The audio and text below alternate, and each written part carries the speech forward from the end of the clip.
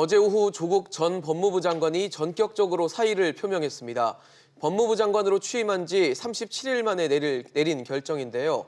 자신과 가족을 둘러싼 의혹과 이로 인한 정부 여당의 지지율 하락에 부담이 컸고 최근 대규모 집회 이후 개인적으로도 고뇌가 컸을 것이라는 분석이 나오고 있습니다. 조국 전 장관의 사퇴를 바라보는 정치권의 반응은 엇갈리고 있습니다. 당장 검찰개혁은 어떤 방향으로 어떻게 속도를 낼지, 또 조국 없는 조국 정국이 과연 여야 어느 쪽이 유리한 방향으로 흘러갈지 주목되고 있습니다.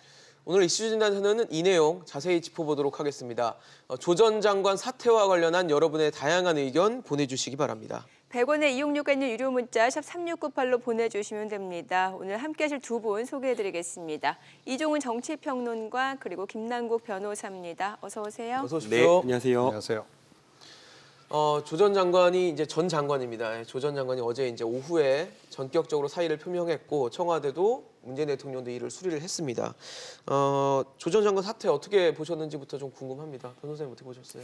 네, 조국 법무부 장관이 어제 이제 전격적으로 사임의 변을 밝히면서 불쏘시개 역할을 했다라고 이렇게 평가를 했는데요. 저는 오히려 조국 전 법무부 장관이 이 불쏘시개 역할이 아니라 검찰 개혁의 추동력, 원동력이 되는 아주 강력한 디딤돌 역할을 했다라고 좀 평가를 하고 싶습니다. 이 검찰 개혁이라고 하는 것이 법 제도적으로 검찰권을 분산시키는 이러한 어떤 방안도 있을 것이지만 또 그것보다 더 중요한 것, 더 시급하게 빨리 할 수 있는 것들은 바로 행정부에서 할 수 있는 여러 가지 구조적인 어떤 검찰 개혁이라고 생각이 됩니다. 이 특수부라든가 공안부 중심으로 되어 있던 검찰 구조를 이 형사부와 공판부 중심으로 바꾸고 또 사실은 이런 어떤 여러 가지 이 검찰의 강제 수사라고 하는 것이 피의자의 인권을 굉장히 많이 침해하는 그런 부분들이 있는데 그런 부분에 있어서 인권 침해적인 부분을 개선하기 위한 법무부의 방안을 마련한 것, 이러한 것들 자체가 검찰개혁을 이루는 큰 그림에서 매우 중요한 부분을 차지하고 있기 때문에 이 조국 전 법무부 장관이 했던 역할 자체가 이 단순한 불쏘시개로 평가하기는 좀 어렵고 오히려 지금 국회에 있는 패스트트랙에 태워져 있는 이런 검찰 개혁을 힘있게 밀어붙이는 추동력 역할을 했다라고 보이고요. 네. 또 아이러니하게도 조국 전 법무부 장관에 대한 여러 가지 수사를 통해서 이 좀 국민들이 이걸 보면서 야, 이건 너무 과하다. 이 수사권 남용과 관련된 부분, 검찰권 남용에 대해 많은 국민들이 또 공감을 하면서 이런 부분에 대한 또 경각심을 또 가지게 하지 않았나라는 생각도 듭니다. 네. 평론가님께서는 어떻게 보셨어요? 글쎄요. 그러니까 좀 뭐 때늦긴 했으나 그래도 뭐 잘한 조치다 일단 이렇게 좀 생각을 하고요. 좀 이제 아쉬운 대목이 그런데 좀 많이 남죠. 그러니까 문재인 대통령이 임명을 강행하지 않았더라면 어땠을까? 이미 애당초 임명 전부터 예. 논란이 됐었으니까요. 그렇죠. 그리고 이제 그 전에 그러니까 조 장관을 내정하지 않았더라면 어땠을까? 이런 생각을 좀 많이 하게 됩니다. 왜 이런 생각을 하게 되냐면 그동안 우리가 지불한 사회적인 비용이 너무 크다라는 거죠. 예, 그러니까 뭐 시위 집회 현장에 나오고 뭐 이런 그 정도의 비용 문제가 아니고 어떻게 보면 국론이 뭐 거의 분열되다시피 이런 이제 상황으로 이제 간 건데 이걸 앞으로 어떻게 봉합시키겠습니까? 이 봉합시키는 과정도 이게 참 쉽지 않다. 그렇죠. 오래 걸릴 것 같습니다. 예, 그래서 그 비용이 참 엄청날 거다라고 저는 생각을 하고요. 그러니까 그런 부분에 대해서 뭐 문재인 대통령도 이제 고민을 좀 하실 거라고 생각은 합니다만 정부 여당도 좀 상당히 책임감을 가지고 신속하게 그 복원 작업을 빨리 마무리하는 그런 과정들을 좀 거쳐야 되지 않을까. 그러면 이 사회적 비용을 참 만회할 길이 좀 없을 것이다. 그런 생각을 좀 하게 됩니다. 자, 그러면 조정 장관이 사퇴를 결심하게 된 배경, 시기에 대해서는 어떻게 보시나요? 네, 사임의 변에서 일정 부분 좀 밝혔다라고 생각이 드는데요. 그럼에도 불구하고 굉장히 좀 전격적이었던 것 같습니다. 이 법무부에서 우선 해야 될 여러 가지 개혁 과제와 관련된 1차와 2차 이 검찰 개혁안을 좀 발표를 했던 것으로 보이고요. 그것으로서 법무부 장관으로서는 할 수 있는 일을 최선을 다해서 소명을 다했다라고 평가를 좀 하는 것 같습니다. 이제는 이제 뭐 국회에 남아있는 여러 가지 패스트트랙과 관련된 법안을 여야 간에 이제 합의해서 처리하는 그 과정에 있기 때문에 여러 가지로 지금 국정에 부담이 되고 있는 상황에서 본인의 어떤 직을 더 유지하는 것 자체가 대통령과 정부 여당에 부담을 주는 것 같다라고 생각을 하고 사임을 한 것으로 보이고요. 또 무엇보다 이 온 가족이 지금 수사를 받고 있는 상황에서 가장 힘들고 어렵게 수사를 받고 있는데 이런 가족들을 돌보지 않는다라고 한다면 근데 사실은 이게 남편으로서 그리고 가장 아버지로서 이 부모로서 할 일이 아니다라고 이렇게 본 것 같습니다. 네. 그러니까 뭐 지금 뭐 여러 가지 보도가 나오고 있긴 해요. 예. 그러니까 뭐 2주 전 정도부터 뭐 조국 장관 쪽에서 먼저 청와대와 그 여당 쪽에다가 사퇴 의사를 좀 밝혔다. 뭐 이런 보도도 좀 나오고 있고 또 다른 일각에서는 뭐 청와대가 날짜를 3개를 줬다는 거죠.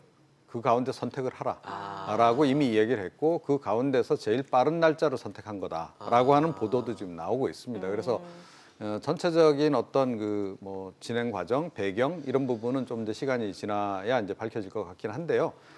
그런데 뭐 제 추정으로는 통상적으로 이제까지 이 장관들이 이런 그 논란으로 해서 그만두게 된 경우를 보게 되면 그러니까 일단 여당으로부터 시작이 되죠, 대체로. 네. 그러니까 여당은 아무래도 그 민심의 현장에 가 있기 때문에 민심의 그 동향을 그 어디보다도 빨리 파악을 합니다. 그렇죠. 그리고 각 정당 연구원에서 또 여론조사도 계속 실시간으로 이제 실시를 하고요. 네. 그런 의견들이 꽤 좀 반영이 됐을 가능성이 높다. 그래서 저의 생각은 네. 지금 뭐 더불어민주당 쪽에서 먼저 얘기가 나와서 청와대로 전달이 됐고 청와대하고 논의 과정을 좀 꽤 거쳤을 것이다. 그렇겠죠. 예. 그런 상태에서 아마 그 누군가가 좀 악역을 맡았겠죠. 그러니까 조국 장관에게 그런 어떤 그 시그널을 이제 줬을 가능성이 높고 최종 이제 선택은 이제 결국은 이제 조 장관이 하도록 네. 그렇게 해서 이제 모양새를 갖춰주는 그런 일련의 과정들이 좀 있지 않았을까 싶고요. 그러니까 이게 제가 보건대는 문재인 대통령이 조 장관을 임명 강행했을 시점에는 아마 그 문재인 대통령도 그렇고 청와대 참모진들도 그렇고 여론이 좀 반전이 될 거다라고 생각을 했을 거라고 봅니다. 이번 조 전 장관 사태로. 예. 그러니까 아니요. 그러니까 임명 강행하고 나면 예. 여론이 좀 수그러들 거다라고 이제 생각을 했을 것 같습니다. 그런데 그 이후에도 오히려 여론은 더 악화됐고 계속 의혹은 더 추가적으로 불거졌고 그리고 이제 뭐 지지율, 대통령 지지율과 더불어민주당 지지율이 좀 하락세로 오히려 돌아서는 그렇죠. 그런 조짐들이 계속 나타났다는 거예요. 그 상태에서 문재인 대통령이 다시 한번 조 장관에게 힘을 실어주지 않았습니까? 네. 그러니까 미국 순방 다녀오신 다음에 곧바로 이제 메시지를 또 내놓기도 했었고, 그렇죠. 자, 그렇게 했는데도 여론이 반전될 기미를 보이지 않았다는 거죠. 이런 것들이 이제 전반적으로 이제 그 종합적으로 이제 판단이 좀 진행이 된 것 같고, 그래서 최종 날짜만 이제 조 장관이 선택을 한 것으로 예. 보이는데, 네네. 뭐 어제 엊그제 이제 그 당정청 고위당정청 이제 협의회가 있지 않았습니까? 이제 일요일 날. 그때 이제 어찌됐건 결심을 해서 결정을 구체적으로 내린. 날짜를 전달한 것으로 이렇게 지금 전해지고 있습니다. 네. 네. 시청자 여러분들도 이 조 전 장관의 이 사태와 관련해서 문자를 보내주고 계십니다. 몇 가지 좀 소개해드리고 진행하도록 하겠습니다. 네. 6014님은 큰일 하셨습니다라고 짧게 문자를 남겨주셨습니다. 네. 자, 그리고 끝자리 4854님이 수신제가 연후에 치곡평천하다라고 네. 올려주셨네요. 7940님은 사퇴로 끝날 일 아니다. 수사와 처벌하고 또 교수직도 사임하는 게 국민에 대한 도리다라고 문자를 남겨주셨습니다. 네. 끝자리 8051님은 검찰개혁은 윤석열 검찰총장이 잘하고 있다라고 또 올려주셨네요. 네, 6310님 진작에 그랬어야지 사필 규정하고 의문을 달아주시면서 또 문자를 보내주셨습니다. 네. 계속해서 여러분의 다양한 의견 받도록 하겠습니다. 샵 3698로 보내주시면 됩니다. 네, 사실 문재인 대통령이 어제 사표를 수리를 하기 전에 이제 조 전 장관의 이 사의를 받아들이면서 검찰 개혁에 대한 의지는 한 번 더 강조를 했습니다. 그래서 근데 이제 야당에서는 그런 입장이 또 아니겠죠. 조 전 장관의 사퇴로 끝나면 안 되고 대통령이 사죄하고 또 검찰 개혁에서 손 떼라라는 식의 공세를 벌였는데 이런 야당의 스탠스에 대해서는 어떻게 보십니까?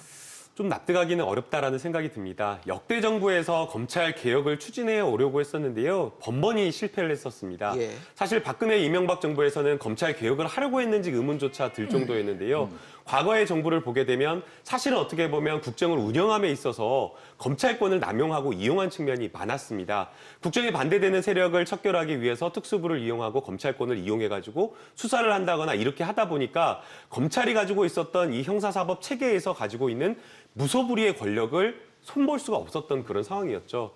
그래서 이번에 진짜 문재인 정부가 들어섰을 때에 많은 국민들이 원했던 것이 검찰 개혁이었습니다. 그래서 검찰 개혁을 하기 위해서 법 제도적인 측면에서 여러 가지 검경 수사권 조정, 경찰에게 1차적인 수사 종결권을 준다라는 것과 또 검찰이 제 스스로 수사하지를 않지 않습니까? 검사가 검사를 수사한다거나 아니면 검사가 검찰 내부에 있는 7천여 명에 되는 8천여 명에 되는 수사관의 여러 가지 수사와 관련된 부분을 제대로 수사하지 않고 있기 때문에 이런 부분에 대해서 수사를 할 수 있는 공수처를 설치하겠다라는 이런 법안을 국회에 패스트트랙에 태웠는데 네. 여전히 지금 국회에서 처리가 되고 있지 않는 그런 상황이고요. 그런 상황 속에서 정부로서는 좀 할 수 있는 것을 해야 된다라고 좀 본 것 같습니다. 이번에 저희가 조국 법무부 장관에 대한 임명 과정 한 3개월 가까이 되는 그 과정을 지켜보면서 예. 검찰이 얼마나 우리 국가에 개입할 수 있는가라는 것을 좀 보지 않았나라는 생각이 듭니다. 인사 과정에서 인사청문회 과정에서 정치와 관련된 부분인데 여야가 인사청문회를 열겠다라고 한 시점에 고발만 들어온 상황에서 고발인에 대한 조사도 하지 않은 상황에서 압수수색이 전격적으로 들어오고 또 심지어는 피의자 소환이나 이러한 것도 하지 않은 그런 상황에서 제대로 공소장 내용이나 이런 게 확정되지도 않았는데 불구하고 기소를 전격적으로 하는 이러한 어떤 것을 보면서 과연 이게 정당한 수사냐. 오히려 검찰이 지금 조국 전 법무부 장관과 문재인 정부가 하려고 하는 그 이런 검찰 개혁에 대해서 저항하는 것은 아니냐라는 그런 모습을 좀 보게 된 것으로 보이고요. 수사 과정에서 또 많은 국민들이 느꼈던 것은 네. 아무래도 이게 과연 온당한 수사라는가라는 것도 좀 본 것 같습니다. 이 지금 뭐 정경심 교수의 자문이라고 했던 금융적인 어떤 자문을 했다라고 하는 김경록 PB를 네. 무려 120시간 이상을 조사를 했다라고 합니다. 120시간을 조사하고 더 조사를 했다라고 하고 있기 때문에 130시간 이상 이렇게 조사를 했다라고 추정이 되고 있는데요. 네. 130시간 조사를 했다라고 생각을 해보십시오.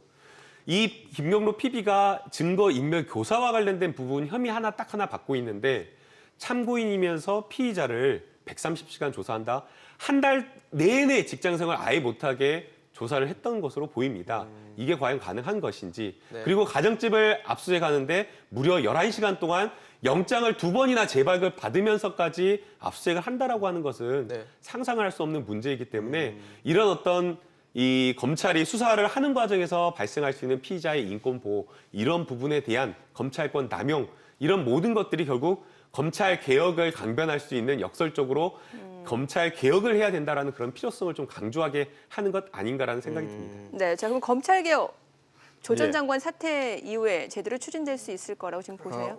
오히려 좀 약간 동력이 더 붙을 가능성이 높죠. 오히려 예. 예, 그리고 사실은 아마 지금 그 자유한국당 쪽에서는 그 약간 허를 찔린 그런 느낌일 겁니다. 오히려 예. 예, 그러니까 이번에 어찌됐건 뭐 국정감사 과정들 포함해서 이번 정기국회 자체를 이제 조국 대전으로 계속 끌고 갈 그렇죠, 생각이었던 사실. 거고, 사실은 이제 조국 장관 수사 관련한 부분을 이제 그 어떻게 보면 연결고리로 해서 검찰 개혁도 좀 무산시키고 싶은 그런 욕구가 굉장히 강했을 거예요. 자, 그런데 갑자기 이제 조국 장관이 이제 자진 사퇴를 해버리게 되면 조 장관에 대한 이제 그동안 준비했던 많은 쓸 수가 없게 되는군요, 그렇죠 카드들을 카드들이. 사용할 수가 없게 지금 돼버려서 아마 이제 당장 지금 이제 이 국정감사 전략부터 수정을 좀 해야 되는 상황. 당장 사실 오늘 이제 법무부 국정감사가 있으니까요. 그렇죠. 그리고 이제 국민들은 어찌됐건 균형 있게 지금 이제 이 문제를 바라보고 있기 때문에 검찰 개혁도 하지 말라는 얘기가 아니거든요. 국민들도 검찰 개혁은 필요하다라고 필요한데. 인식을 하는 겁니다. 다만 조국 장관이 하는 건 좀 부적절하다라는 판단을 내렸던 건데 조 장관이 빠졌다면 그럼 당연히 검찰 개혁 뭐 그동안 진행하던 거 그대로 진행해야 된다라는 생각을 분명히 가지고 있을 거다. 네. 자, 그랬을 때 과연 자유한국당이 검찰 개혁을 무조건 반대만 할 수 있겠는가? 제가 보기엔 반대하기가 좀 어려울 것 같아요. 반대할 명분이 좀 그렇죠. 사라졌겠죠. 명분이 예. 사라져버린 그런 상황이 돼버려서 네.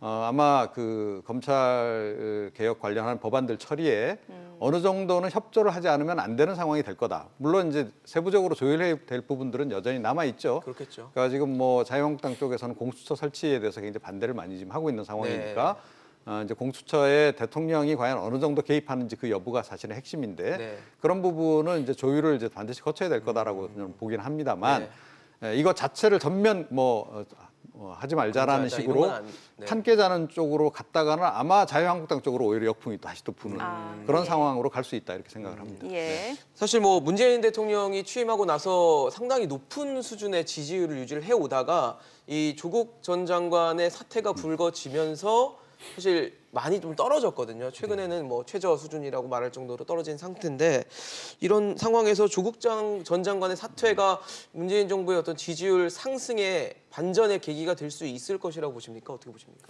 네, 반전의 계기가 일정 부분 될 것으로 보이는데요. 문재인 대통령이 어제 이제 수석 보좌관 회의에서 국민들에게 정식으로 여러 가지 국론 분열과 관련된 부분, 사회적 혼란에 대한 것에 대해서 일정 부분 사과를 한 것으로 보이고요. 예. 또 더 나아가서 이런 어떤 여러 가지 사회적 혼란이 있었지만 그리고 지지율 하락이 있었음에도 불구하고 문재인 대통령이 반드시 해야겠다라고 하는 것이 바로 검찰 개혁이다라고 이야기를 하면서 뚝심 있게 개혁과 관련된 부분에 있어서 성과를 내겠다라고 국민들에게 이야기를 하고 있기 때문에 지지율은 어느 정도 반등할 것으로 보이고요. 네. 또 거기에 더 나아가서 이게 검찰 개혁으로만 머물 것이 아니라 또 우리 사회가 가지고 있는 여러 가지 사회 각각의 분야에서 있어야 될 여러 가지 공정과 관련된 가치에 대해서 다시 한번 생각할 수 있는 기회를 가지고 국정 목표와 국정 과제가 바로 공정 사회를 만드는 게 네. 우리 문재인 정부의 가치다라고 이야기를 하고 있기 네. 때문에 그런 부분을 또 국민들에게 잘 설득한다고 하면 지지율 반등이 있지 않을까라고 기대해 봅니다. 네.